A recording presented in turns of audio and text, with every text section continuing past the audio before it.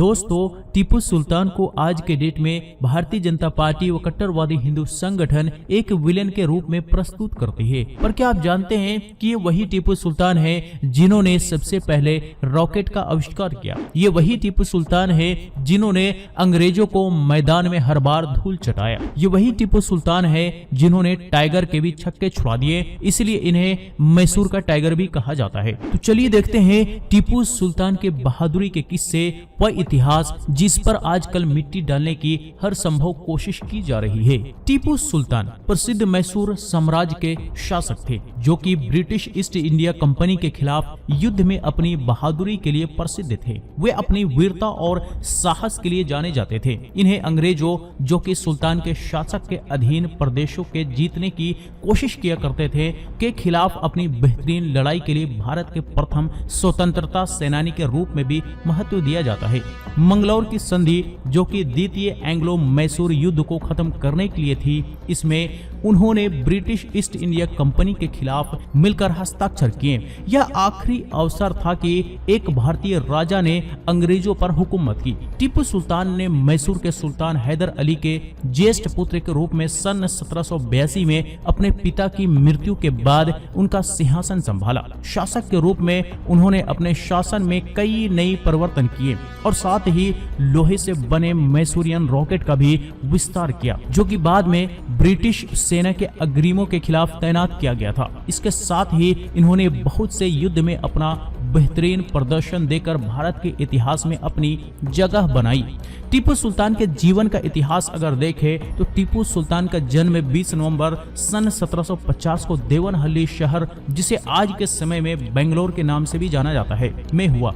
इनके पिता हैदर अली, जो कि दक्षिण भारत में मैसूर के साम्राज्य के एक सैन्य अफसर थे, और माता फातिमा फखरुन्निसा थी। उनके पिता सन 1761 में मैसूर के साम्राज्य के वास्तविक शासक के रूप में सत्ता में आए। इन्होंने अपने रुतबे से मैसूर राज्य में शासन किया। हैदर अली, जो कि खुद पढ़े लिखे नहीं थे, फिर भी इन्होंने अपने बड़े पुत्र टीपू सुल्तान को अच्छी शिक्षा देने के बारे में सोचा और उन्हें अच्छी शिक्षा भी दिलवाई। टीपू सुल्तान ने बहुत से विषयों जैसे हिंदुस्तानी भाषा, हिंदी, उर्दू, फारसी, अरेबिक, कन्नड़, कुरान, इस्लामिक, न्यायशास्त्र, घुड़सवारी, शूटिंग और तलवारबाजी आदि पर ज्ञान प्राप्त किया। इनके पिता हैदर अली के फ्रांसीसी अधिकारियों के साथ राजनीतिक संबंध होने से युवा राजकुमार टीपू सुल्तान को सेना में और अत्यधिक कुशल फ्रांसीसी अधिकारियों द्वारा राजनीतिक मामलों में प्रशिक्षित किया गया। टीपू सुल्तान का शुरुआती जीवन बहुत ही संघर्षमय था। उनके शिक्षा और राजनीतिक मामलों में प्रशिक्षित होने के बाद उनके पिता ने उन्हें युद्ध के लिए प्रशिक्षित किया। वे सिर्फ 15 साल के थे जब उन्होंने सन 1766 में हुई ब्रिटिश के खिलाफ मैसूर की पहली लड़ाई में अपने पिता का साथ दिया। इन वर्षों में हैदर पूरे दक्षिण भारत में सबसे शक्तिशाली शासक बनने के लिए प्रसिद्ध हो गए थे।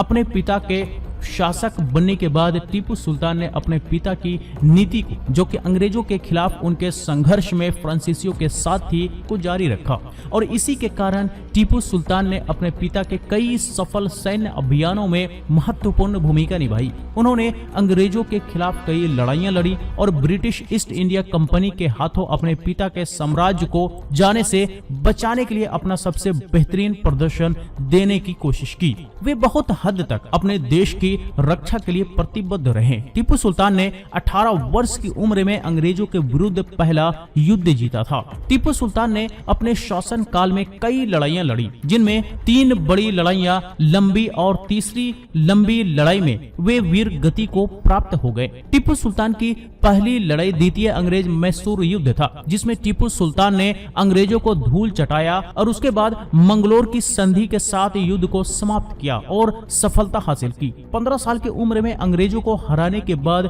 सुल्तान के तौर पर पहली बार लड़ाई में टीपू ने जीत दर्ज की थी। यह युद्ध 1780 से 84 के बीच लड़ी गई थी। तृतीय अंग्रेज मैसूर युद्ध टीपू सुल्तान के शासक के तौर पर दूसरी बड़ी युद्ध थी। इसमें भी अंग्रेजों को धूल चटाने के बाद यह युद्ध श्रीरंगपट्टनम के संधि के साथ समाप्त हुआ। टीपू को अपने प्रदेशों का आधा हिस्सा हैदराबाद के निजाम व मराठा साम्राज्य के प्रतिनिधि ब्रिटिश ईस्ट इंडिया कंपनी के लिए छोड़ना पड़ा।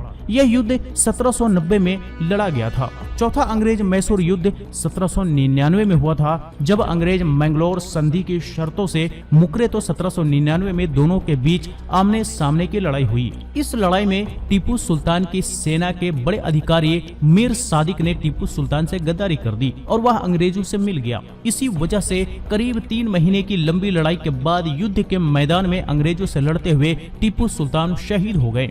मेजर अलेक्जेंडर एलन ने बाद में इस युद्ध का जिक्र करते हुए किताब में लिखते हैं कि टीपू सुल्तान के मरने के बाद भी अंग्रेज सैनिक उनके शरीर को छूने से डर रहे थे। वह टीपू सुल्तान के तलवार को ट्रॉफी के तौर पर अंग्रेज अपने वतन वापस ले गए, जिसे आज भी इंग्लैंड के एक म्यूजियम में रखा हुआ है। अब बात करते हैं टीपू सुल्तान की बहादुरी व उपलब्धियों के बारे में। मंदिर में दान देना व सुरक्षा प्रदान करना। प्रोफेसर नरसिम्हैया इस बारे में कहते हैं कि पेशवा सेना ने मंदिर पर धावा बोला और सभी जवाहरात छीन लिए और वहां के देवता को अपवित्र किया। पेशवा ने जो भी लूट मचाई, टीपू सुल्तान ने मंदिर को वो सभी चीजें दान की। उन्होंने अपनी प्रजा को आशीर्वाद देने का अनुरोध करते हुए मुख्य पुजारी को कई पत्र लिखे। उन्होंने कई अन्य मंदिरों में भी ऐसा ही किया। इसमें नंजूदेश्वर मंदिर भी शामिल है, जिसे वे हकीम नंजूदा बुलाते थे क्योंकि उनकी आंखों की समस्या वहीं ठीक हुई थी। सरकारी दस्तावेजों में भी यह मौजूद है कि टीपू सुल्तान ने मेलकोटे, कोल्लूर, मुकम्बिका मंदिर और अन्य कई मंदिरों को भी जवाहरात और सुरक्षा प्रदान की। टाइगर के साथ लड़ाई। टीपू सुल्तान का एक नाम और है, उन्हें मैसूर का टाइगर के नाम से भी जाना जाता है। उन्होंने टाइगर को अपने शासन के प्रतीक के रूप में अपनाया था। इतिहास के अनुसार एक बार टीपू सुल्तान एक फ्रांसीसी मित्र के साथ जंगल में शिकार कर रहे थे। तब वहां बाघ उनके सामने आ गया। उनकी बंदूक काम नहीं कर पाई और बाघ उनके ऊपर कूद गया और बंदूक जमीन पर गिर गई। वह बिना डरे कोशिश करके बंदूक तक पहुंचे, उसे उठाया और बाघ को मार गिराया। तब से उन्हें मैसूर का टाइगर के नाम से भी बुलाया जाने लगा। रॉकेट के आविष्कारक। टीपू सुल्तान ऐसे राजा थे जिसने अपने शासन काल में तरह तरह के प्रयोग किए हैं, चाहे बात प्रशासनिक बदलाव की करे या युद्ध क्षमता में बेहतरीन इजाफा करने की। टीपू सुल्तान ने हर क्षेत्र में सकारात्मक बदलाव किए हैं। इन्हीं प्रयोग और बदलावों के बीच टीपू सुल्तान और उनके पिता ने मिसाइल रॉकेट का भी आविष्कार कर दिया। मिसाइल रॉकेट का आविष्कार टीपू सुल्तान के पिता के आदेश से हुआ था। 50 से ज्यादा रॉकेट मैन टीपू सुल्तान के पिता हैदर अली के पास थे। वह ऐसे रॉकेट चलाते थे कि दुश्मनों का भारी नुकसान हुआ करता था।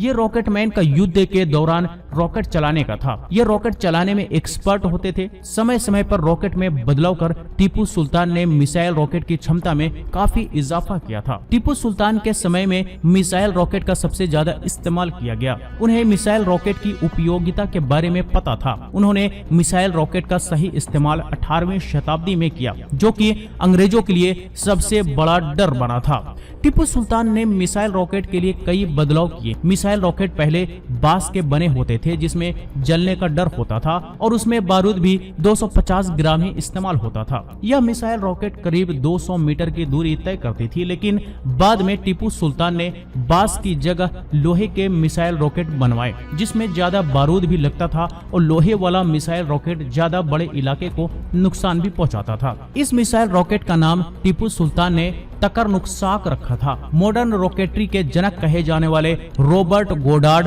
और भारत के missile man APJ Abdul Kalam ने टीपू सुल्तान को रॉकेट का जनक माना है। हालांकि टीपू सुल्तान की मौत के बाद बहुत सी मिसाइलों को अंग्रेज इंग्लैंड लेकर चले गए, जिनका अंग्रेजों ने अपने युद्ध में बखूबी इस्तेमाल किया। तो दोस्तों, ये था टीपू सुल्तान की बहादुरी के किस्से व उनकी उपलब्धियां, जिस पर आजकल मिट्टी डालने की हर संभव कोशिश की जा रही है। तो चलिए, आज तक के लिए इतना ही। आपको ये वीडियो कैसा लगा हमें कमेंट बॉक्स में लिख करके जरूर बताएं। वीडियो अच्छा लगा हो तो लाइक करें, ज्यादा से ज्यादा लोगों के साथ शेयर करें और इसी तरह के वीडियोस के लिए हमारे YouTube चैनल को भी सब्सक्राइब करें।